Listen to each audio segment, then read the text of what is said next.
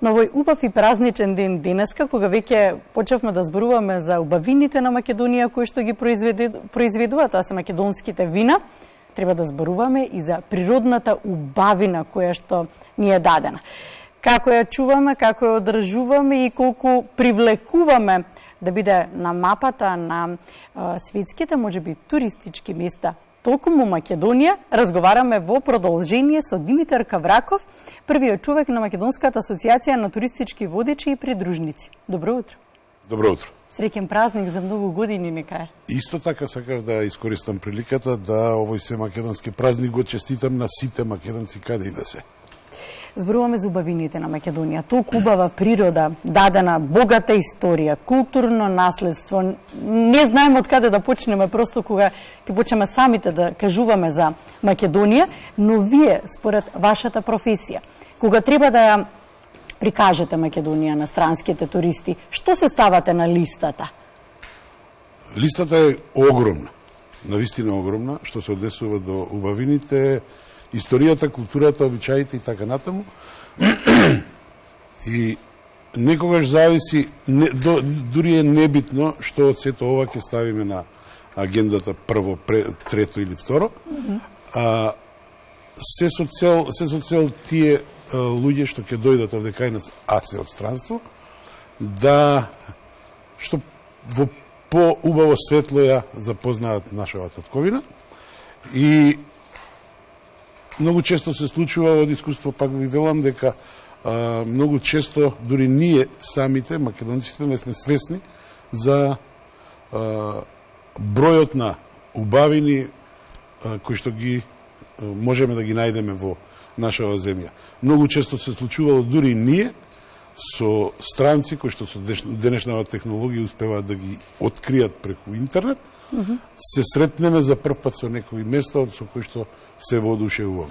Па така што, вклучувајќи ми мене, многу мои колеги, кога ќе го видиме такво едно место, почнуваме да зборуваме за тоа, па одиме да го посетиме пак.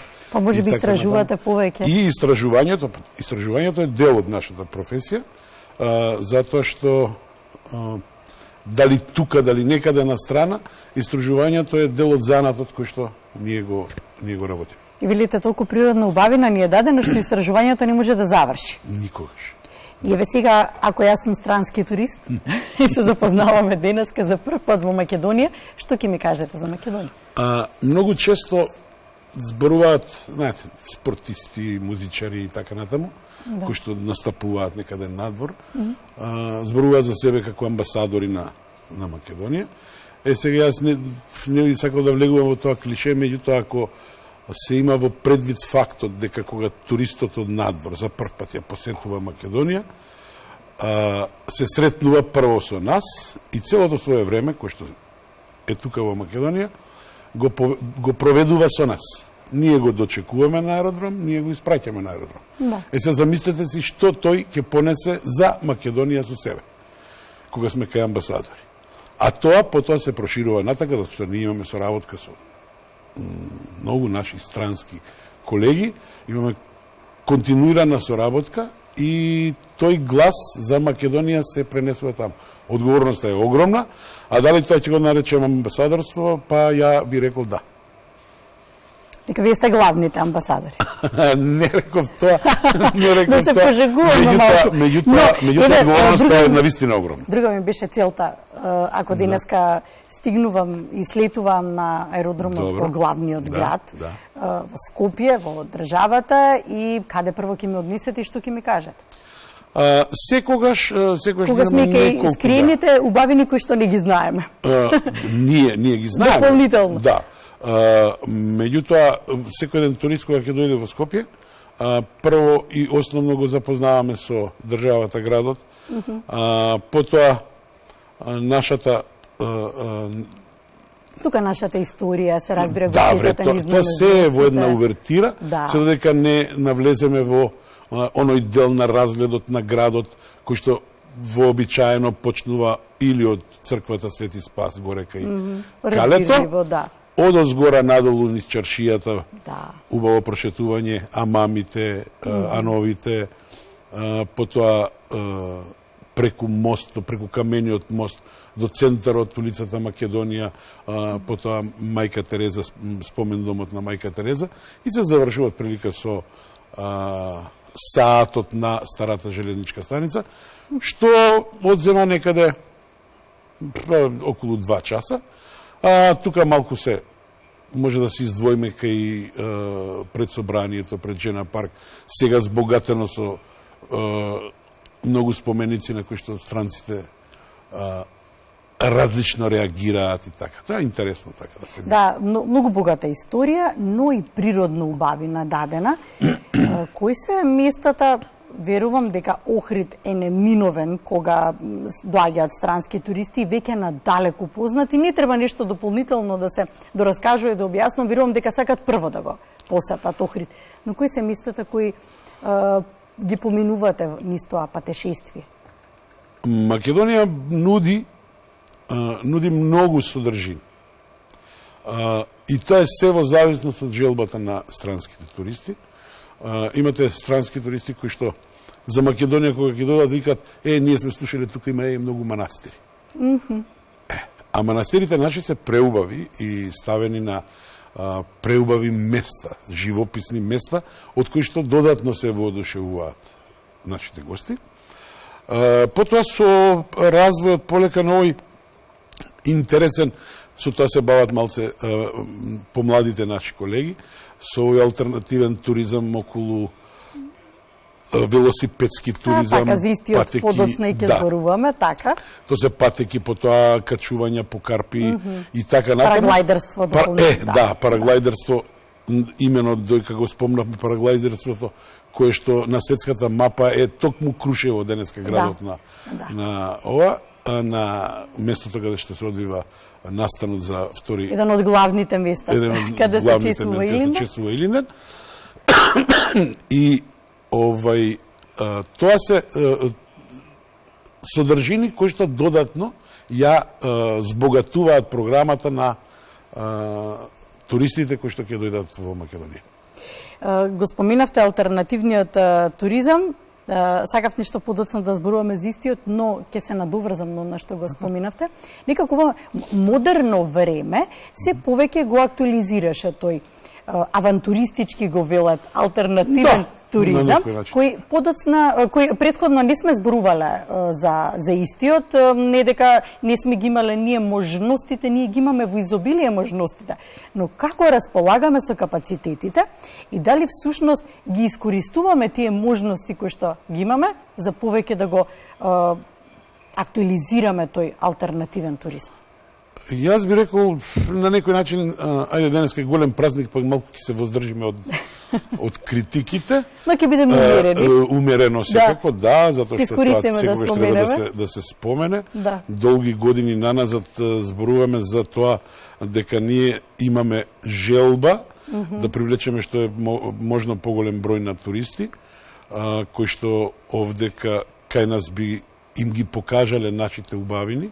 И неверојатни можности. И секако одлични можности.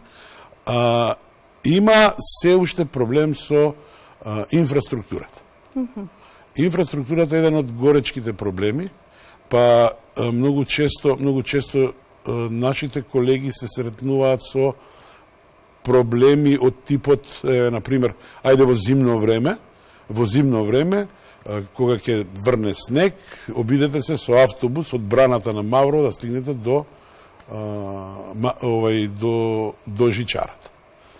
Тогаш е голем проблем, така што имаме ние. Туристи во автобусот, па не може да се помине, па лош е патот и така натаму. Или обидете се и ден денеска во Матка да однесете туристи во сабот или недела со автобус. Му доаѓа како невозможна мисија. Да, ама добро, па сега не може секој да се погоди во делник. Не може да го избереме денот кога ќе биде туристите. Денот не можеме да го избереме. Тука се тие проблеми на кои што треба да се работи. Потоа, јас многу често, и сега веројатно колеги кои што ќе видат оваа емисија, ќе речат, аман ти си досаден веќе со јавен тоалет во центарот на Скопје. А многу горечки проблем. И така натаму. Има многу... и една многу горечка работа. Се соочуваме со туристите кога сме огромен процент на време од нашето обраќање кон нив е правдање на ѓубрето, кое што се наоѓа константно секаде, дали сме во град, вон град и така натаму и така натаму. Тука некако може и да на свеста наша, на граѓаните, колку го Не ја го чуваме. зборам како системски. Така, може малку и тука да посочиме не чисто дека и системски, да, треба да се реагира, не толку институционално, но свеста на граѓаните е голема во поглед на Па системот на веројатно се нередот, бави да со речеме. свеста на граѓаните на некој Да. начин. Би требало барем да се бави. На крај да, точно се сведува на Се туреден седува систем. на еден систем. точно. Кога веќе јасно ни е, знаеме дека туризмот можеби е една од главните економски гранки, нови инвестиции, нови работни места, подобрување на животниот стандард. Кои се тие златни времиња, за кои што постојано зборувате дека туризмот живееше во златни времиња? Јасно ни е пандемијата што направи, што се случи со оваа гранка. Но ќе можеме ли да се навратиме, да дојдеме до тие златни времиња? Кога зборувате за златни времиња, видите, тоа се, обично ќе ви кажат тие кога сме работеле поголем дел од годината. И целта на нашите, на сите нас, е да ја зголемиме посетеноста, мислам на временски, да не биде сезонски сега, од 15. јули до 15. август, да биде сезоната всушност. А во меѓувреме да не правиме ништо. Сакате да кажете дека ако некогаш живеевме 4 сезони, сега се сведовме на 2? Добро, не сме живееле ние никогаш 4 сезони, не сме живееле никогаш 4 сезони, меѓутоа добар дел од годината сме имале можност да сега понудата наша и пак ќе го спомнам системот кој што би требало да овозможи, зборувавме за алтернативен туризам, би зборувале за оној рурален туризам, селски туризам и така, кој што треба посебно внимание да се обрне. Меѓутоа, пак ќе го спомнам системот во кој што ние дојдовме во една ситуација да сакаме да развиеме рурален туризам, а всушност нашите села се празни веќе. И веќе ја начинавте темата, ако ајде сега ќе ги споминеме соседите како поблиски, посветуваат големо внимание на руралниот туризам. Да не кажам дека комплетно туризмот го подлегнуваат на руралниот туризам. Што се случува кај нас на таа природна убавина за која неколку пати споменуваме и зборуваме? Имаме светли моменти. Светли моменти има. Кои се? Ајде малку за светлите моменти. Јас ќе кажам дека постојат на неколку места дури и млади луѓе кои напуштена куќа од баба и од дедо се враќаат, одат тамо, ги користат сите можности, вклучувајќи фондови некакви кои што ги даваат валјда Европска. Сакате да кажете нова генерација која што гледа некој просперитет и почнува да ја реновира таа куќа, да прави да инвестира. Да инвестира, да. Ги користат, реков, тие фондови кои што веројатно ги има. Сега не знам во колка број, меѓутоа сигурно никогаш не е доволно сето тоа. Добро, некои лични средства. Лични средства секако. Инвестираат и почнуваат да прават место за, еве сега слушам за Преспа некаде тамо по селата, потоа тамо за кај Лесновскиот манастир и така натаму. И прават нешто, меѓутоа тоа е се уште недоволно. Од една страна, од друга страна се тие луѓе со некакви си средби и гледања со нив слушања се незадоволни, вика тоа тогаш за тогаш бидна е, сега нас ни оставено е на нас ние да трчаме по луѓе кои што би ги донеле тука, па сега они прават и маркетинг и добро, тука интернетот, како да речем и овие социјални медиуми кои што се модерни, маркетинг трикови кои што помагаат во денешно време, можат многу да се искористат. Да, затоа токму реков тоа, помладите луѓе кои што вложуваат и го се сметаат за да се најдат тамо на таква една на таков еден бизнис, така наречен, работат навистина ревносно на таа тема. Тоа е добро, тоа е светла точка, тоа значи дека тргнуваме напред. Тоа беше зборот, светлите точки малце ги има. Но сепак не смееме да заборавиме дека има многу и повозрасни граѓани, но има и некоја генерација на граѓани кои што се во некоја средна возраст, кои се уште живеат во тие села, се извонредни домаќини. Особено гастрономијата е развиена, но локално. Тоа воопшто не е дискутабилно. Што треба да направиме за некако тоа повеќе да се слушне, да се види, да биде можност да заработуваат повеќе? Воопшто како народ, искуствено гледано, воопшто како народ сме извонредно гостолюбиви. Да. Сакаме да комуницираме со тие луѓе што ќе дојдат. Гостопримството не е еден главен адут. Нас не е навистина главен адут. Да. И кога ќе дојдат од страна луѓе, многу е интересно што веројатно од тоа што слушнале од некој пред нив што дошле, бараат да отидат во куќа, вика да отидеме кај што не одат туристи. Вистина. Да. И сега тука почнува, например, вашето истражување, ете? Да, токму тоа е. Почна да стана, например, еве, Вевчани сега, пред некое време почна, дојдо американци кои што почна да се потрефи тој дел од годината кога се прават ајвари, и сега почна да наидовме на луѓе кои што прават ајвар. Ние дојдовме и ги видовме вака у двор, тука останавме до вечерта до 7 саат. Воопшто недоговорено. Ама иди избркај ги сега луѓето, кога ги гледаат како прават ајвар. И беше интересно, луѓето се испрљаа, им дадоа престилки, потоа им закачија некои волнени чорапи од кои што се одушевија. Свештеникот во црквата во Вевчани навистина тоа го забележа, не можевме да си одиме од тамо, а планот за Охрид беше пробиен во сите. Кога велам дека гостопримството ни е еден главен адут кој што треба да го искористиме. Речи си секој кој што дошол тука се запознал со нашите граѓани случајно, намерно, на крајот вели колку се пријатни, колку се насмеани, колку се културни. Тоа е нешто што го оставаме. Тој впечатокот кој што го носат странците. Тој навистина впечаток кој што го носат странците. Да. А некои за жалба наши соседи го сметаат за сервилност, што не е добро, додека не му кажат дека чекај, ако сум гостопримлив, не сум роб. Но велите границата да границата, да. Меѓутоа границата, оние што прочитале, викам, 2 книги поише, ја знаат границата и се воодушевени од гостопримството на луѓето и нивниот пристап.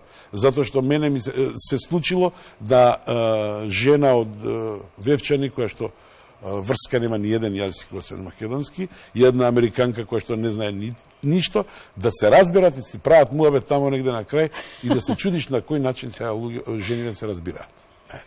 И се разбираат, и се срекни, и се расположени. И си добијат тегли ајвари, све си добијат. Да, и полни импресии ќе заминат од кај. Нема некој што заминал без импресии. Не постои. Го споминавте правењето ајвар, некако ни доаѓа тој период од годината. Затоа и ми текна. Да, затоа и ви текни ме подсетивте, кога зборувавме и сакав да ве прашам дека ги имаме потенцијалите 4 годишни времења да работиме и да функционираме во туристичка гледна страна. Велите дека имаше време кога се искористува, но не во целост тие 4 годишни времења. Да. Зошто? Кога е, да речам, најголемиот проблем? Проблемот е во зима, што е со пролет и со есен. Недоволно живеат. Го споменавте ајварот, веднаш ме асоцираше дека тој период доаѓа и есента ни е речиси тука. Во целиот свет, сега, треба некој тоа да го следи. Треба некој тоа да прави некаква си статистика на луѓето, кога, каде, шо, како шетаат, да знае што да внесе во таа програма за да промовира нешто. И ние имаме планини, тоа високи планини, кои што луѓето ги користат за планинарење. Ние имаме езера прекрасни, кои што луѓето многу сакаат да отидат таму. Потоа, последните 5-16 години почнаа тие патеки велосипедски да се трасираат на повеќе места од Маврова, од Шапка, од вамо таму. И сега тоа треба, знаете, обично ние секогаш се правдаме зашто нешто не може. Ама тоа е, јас се надевам дека додека на таквите места кои што треба да влијаат врз развојот на туризмот, кој што, пазите, позади себе влече, кој ќе кажеме ние туризам и тоа некако ние го сваќаме, па добро, туризам, шета тој. Да, меѓутоа тој треба да го легнеш да спие, тој треба да го нараниш, тој треба да некаде да отиде. Се врзуваат многу работи кои што се гравитираат околу туризмот и може да се развија. Не знам колку тоа се надевам дека тоа се посериозно и посериозно. Спомнувавте светли точки. И некако многу прстот го вперивме на сега, ајде, не е нова генерација, но помладата генерација, кои што можеби ги следат повеќе странците како се организирани во поглед на руралниот туризам, на туризмот и користењето на социјалните медиуми за промоција и за маркетинг. Тука можеби е клучот. Јас се надевам. Прво нешто што мене така ми доаѓа како слика. Веќе од онаа генерација на заминување од цела работа. Но искуството треба да се пренесе и треба да се купи, да се задржи. Така е. Да. Сега би било убаво кога тоа некој би сакал да го слушне. Тоа е една, меѓутоа, знаете што, имаме ни еден проблем пак системски, пак збориме системски, дека на клучни места треба да дојат не лојални, туку компетентни луѓе. И тука, ако го решиме тој ситен проблем, што уствари не е ситен, чирам дека тоа во повеќе аспекти во општеството. Во општеството го има, а го има и тука, во нашата професија. И вие не сте заобиколени? Не сме воопшто заобиколени. Ќе имаме, мислам дека ќе имаме многу поголем успех и с обзир на тоа дека, како што гледам млади мои колеги кои што доаѓаат за да работат оваа работа, пошто не постои работа ако не ја сакаш а да работиш. Така што ова е тешка работа. Обично младите мои колеги мислат, абе шубаво е, вика, ти се шеташ и пусти плаќаат за тоа, а секоја заборава 50 луѓе во автобус, па одговорност, па треба да се појавиш, треба да отидеш, треба да спијат и така, одговорностите се големи и кога ќе дојдат ќе речат, па ова е тешко. Така што има и тука мора да има да се сака оваа работа за да може да се работи. Најубаво е да се работи работата која што се сака и кога се работи од љубов, тоа вродува плод за убавините на Македонија. Зборуваме, но и за проблемите со кои што се соочува државата во поглед на туризмот. Рековме дека денеска ќе бидеме умерени, но ќе искористиме да споменеме. Се разбира кога имаме експертска фела од областа, ќе искористиме да слушнеме каде е проблемот, но јас ќе искористам и да прашам, кога имаме ваков убав празник, кај нас традицијата е богата со обичај. Нешто што секогаш ги воодушевува странските туристи. За галичка свадба да искористиме да ја споменеме, па нема кој не напишал, не кажал, дури документарци се правени специјално за галичката свадба. Денешниот празник испреплетен со низа на обичаи кои што се многу автентични, се многу интересни, особено оние на Мечкинкамен да се видат денеска, кои што ќе можат и гледачите да ги проследат нешто подоцна. Колку сево ова ги привлекува странските туристи? Ќе искористам и да прашам, очекувате денеска да имаме странски туристи кои што ќе дојдат специјално во Крушево? Има две во моментов два настани кои што се особено популарни надвор од Македонија. Тоа се карневалот во Вевчани. Ете, не го споменав, карневалот во Вевчани, вистина, да. Галичката свадба. Така. И сега почнуваат нешто, има карневал Струмица, па и така натаму. Секој од нив на некој начин допрел до таму. Ние не можеме да размислуваме за нешто, еве ние имаме нешто најубаво и колку се тие, зашто тоа никој не го гледа. Не додека не му го протнеш под нос, треба да најдеш начинот. Сто постојат луѓе кои што знаат како тоа изгледа. Би требало барем да знаат. Треба да протнеш под нос за тој да биде заинтересиран. Ако ќе се заинтересираат тие, тогаш тие прават случка на таа тема. Заради еден пример да ви кажам, затоа што Македонија е особено познат и ние многу често се сакаме, тоа не е нескромно да се пофалиме дека имаме најубаво вино. И тоа е факт. И специфична храна. И тоа храна. е потврдено. Да не речеме вин најубаво. Храната, знаете што? Храната интересна е ориентална. И ние на Балканот имаме еден синдром да викаме за се ова е наше национално.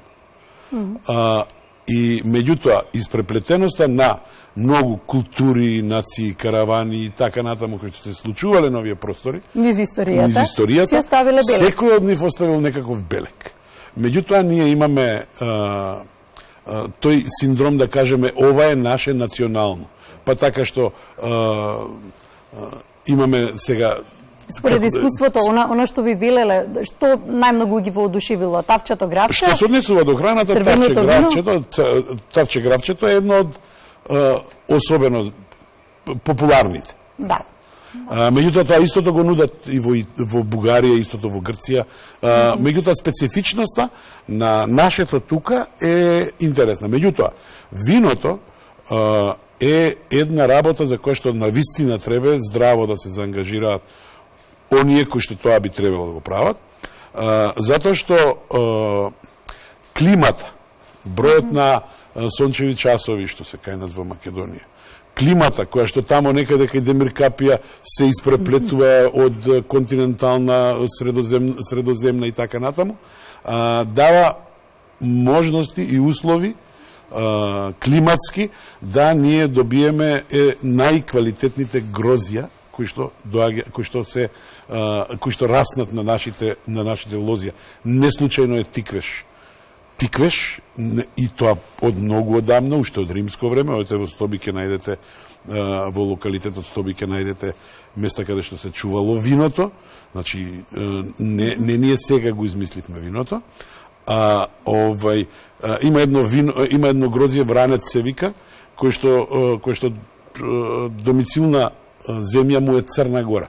Меѓутоа сите зборат за вранецот од Македонија. Зашто? Затоа што специфичните услови кои што ги создава климата кај нас даваат можност да тоа вино, и тоа грозје биде многу поквалитетно. Нашата почва, велите, дава посебен шмек. Да, тоа го рекле и луѓе кои што се разбираат во вино. Еве сега пак ова го зборам од искуство, нешто многу знам. Да. Од искуство винските тури кои што на Маки ги истуркавме со Данска особено, неколку тури почнаа да доваѓаат еднаш годишно, завршивме со 3 пати годишно, до пандемијата зборам, до 19 година, со 3 пати годишно, затоа што нив, кој ќе видиш вака гледа што ги фасцинираат различните бои во пролет, различните бои во есен, потоа виното кој што го пробуваат и без исклучок, значи луѓе кои што се добри познавачи на вино и шетаат по цел свет по вински, добри познавачи на вино, велат дека ова нигде го нема. Сега, жално е такво вино некаде во Европа, во супермаркетите да биде на некој ниско место и да е 3 евра од шише.